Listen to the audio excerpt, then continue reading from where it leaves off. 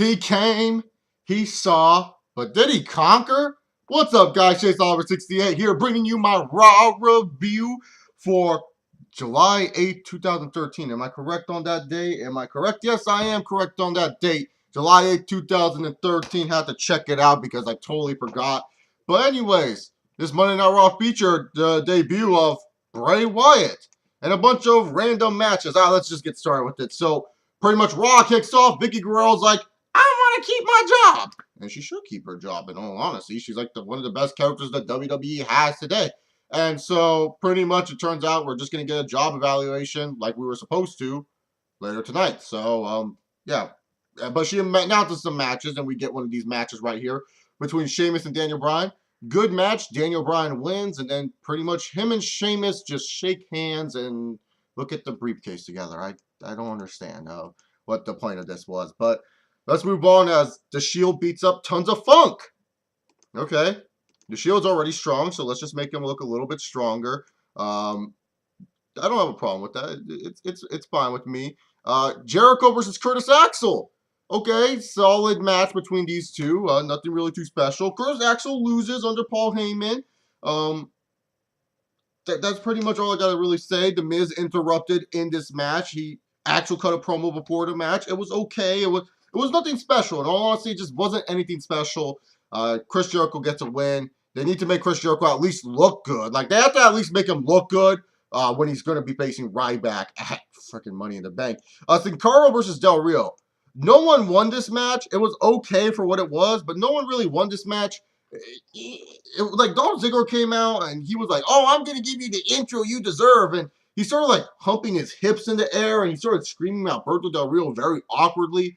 In all honesty, I'm sorry. It was just kind of like a weird thing. I didn't get into it. Del Rio went outside and attacked Ziggler. And then all of a sudden, Sin Cara, he just jumps off and attacks Del Rio. And I'm thinking to myself, okay, who won this match? No one really won the match. It wasn't a DQ for Del Rio to win or anything. It was just kind of like a random, odd finish that we're never going to get an answer to. So I'm not really going to look into deep to it.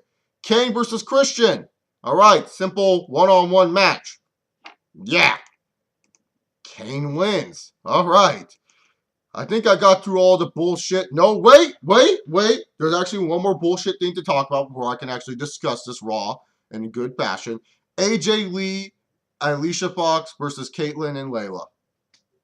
Yeah, fuck this shit, man. Fuck this shit.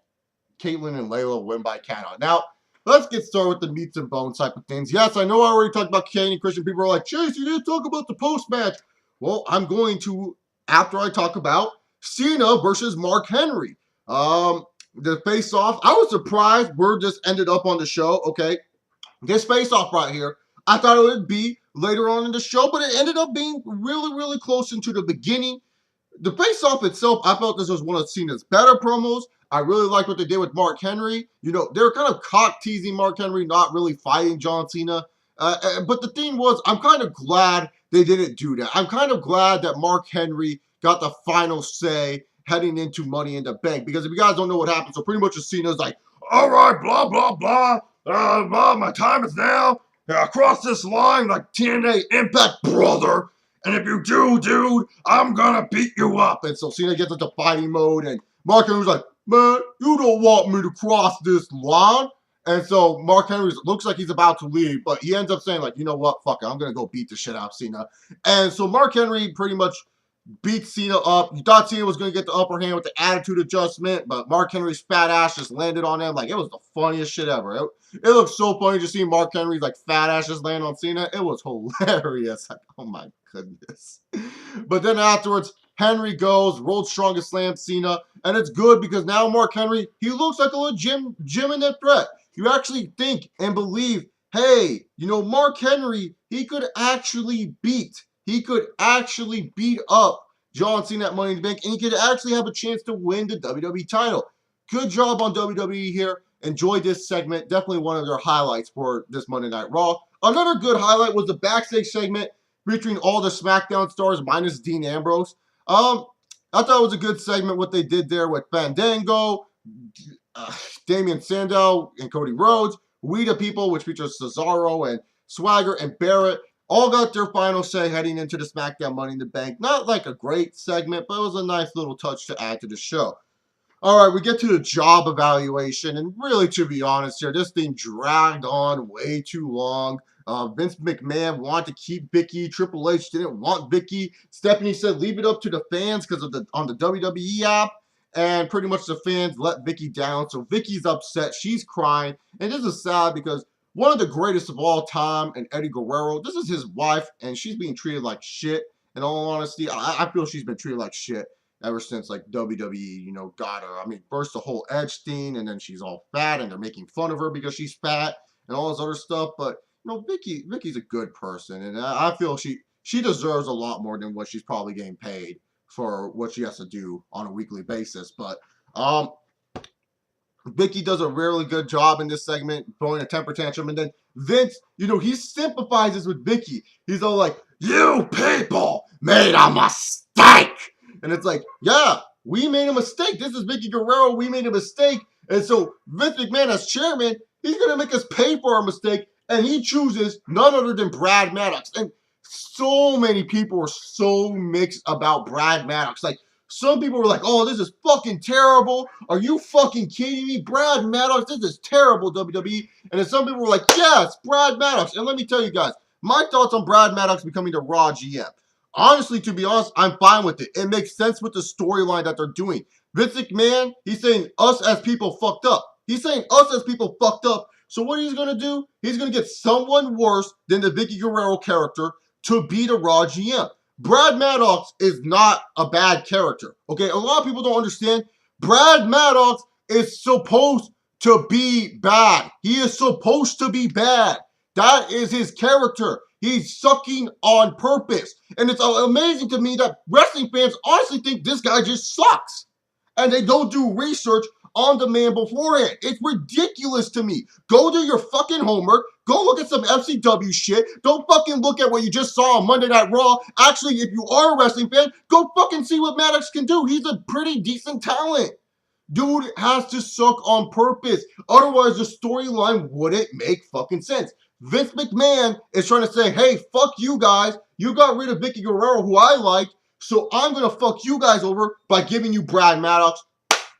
Well done by Vince and Kenny McMahon. This is why I love Vince, and this is why he's my favorite heel of all time. And definitely one of the greatest heels of all time. He's top 5 at least. But great shit right at near the end. The whole segment was just drawn out and stuff like that. All right, so after the Kane and Christian match, Bray Wyatt finally debuted, and let me just tell you guys something. Fuck the Baltimore crowd. Y'all think you're smart. Husky Harris. Fuck you, Baltimore. Like, seriously, why are you chanting Husky Harris, man? This is a new fucking character. A new fucking character. This is something fresh and unique, and you're already fucking ruining it by chanting Husky Harris. You guys are fucking morons. Overall, though, Bray Wyatt's debut, it was cool how he came out. But I didn't like who he attacked. Like, really? Kane? I mean, Kane. It's such a, I don't know. It's just such a meh feeling. I mean, if this was Undertaker, okay, that's cool. But this is Kane we're talking about here. I mean, Kane's no longer the big red monster. I do love Kane. Don't get me wrong. I do love Kane. But it's just, I would have chosen someone else. Okay, I would have chosen someone else besides Kane. But hey, I guess Kane is stuck feuding with Bray Wyatt in the near future. Overall, like I said, I don't think his debut was one of the greatest debuts. It was definitely, I liked his entrance. His entrance was definitely one of the coolest debut entrances we have seen. But I don't think his overall debut was a perfect debut. But I did like his entrance. Very unique, very good entrance. Because I didn't know where the fuck he was at in that arena. I didn't know he was sitting on a rocking chair. I thought he was in the middle of the ring. All right, so we get on to the main event match, which featured CM Punk versus my boy, Randall Keith Orton. Really good backstage promos between these two to hype up the main event. Randy Orton's like, he's not the best in the world. And CM Punk saying, am I the best in the world because I held the WWE Championship for 434 days? Or is it that I held the WWE Championship for 444 days. That makes me the best in the world. I don't know. And then it was like really good stuff and says that Randy Orton's very bitter about him. And so pretty much the match itself between Randy Orton and between CM Punk, very good match, much better than that WrestleMania 27 match. Like, Randy Orton had to sell a knee injury and didn't even fucking sell it until like the last 2 minutes of the match. Terrible shit. But good match between these two. CM Punk ends up winning, which was kind of weird to me. I don't mind that CM Punk won, okay? I'm an Orton fan, but I don't mind CM Punk won. But it was kind of weird to me because I was like thinking, okay, well, CM Punk, is he really one of the big threats to win Money in the Bank? I mean, Punk, if anything, I would have Orton go over here because really, to be honest, Orton has been having a rough couple of weeks on Monday Night Raw. CM Punk is still a strong character no matter what. I would have had Randy Orton win this match, just to build him up as one of the favorites to the Money in the Bank because we all know CM Punk, he's going to be facing Brock Lesnar now down the line. You know what I'm saying? So I just felt Orton could have won here. It's not a huge deal. But at the end of the match, Daniel Bryan comes out, beats up CM Punk with the ladder, beats up Randy Orton with the ladder. And then at the end of the show, pretty much Daniel Bryan climbs up the ladder, grabs the briefcase, holds it, goes, yes, yes, yes. And that's how we end our episode of Monday Night Raw. But overall, this go-home show to Monday Night Raw, it did its job. I think it did its job. It got you excited for the Money in the Banks, especially with the RVDs, the highlights they were showing tonight, the singles matches that we got between each Money in the Bank participants. Some of the right guys did go over on this Monday Night Raw, building you excitement for it. We got a new character in Bray Wyatt, but I feel his debut wasn't as great as I thought it would be, but it was still a solid debut. Like I said, his entrance is awesome. Cena and Henry, it's now more unpredictable than it was predictable. Ziggler and Del Rio got solid build. So really, to be honest, I really did like this episode of Monday Night Raw. Very, very good episode. So thank you very much for watching this video. If you guys like me, subscribe by clicking the little icon right here or down below. Check out my other videos. I did a UFC 162 recap. Tomorrow I'm going to be doing a Q&A.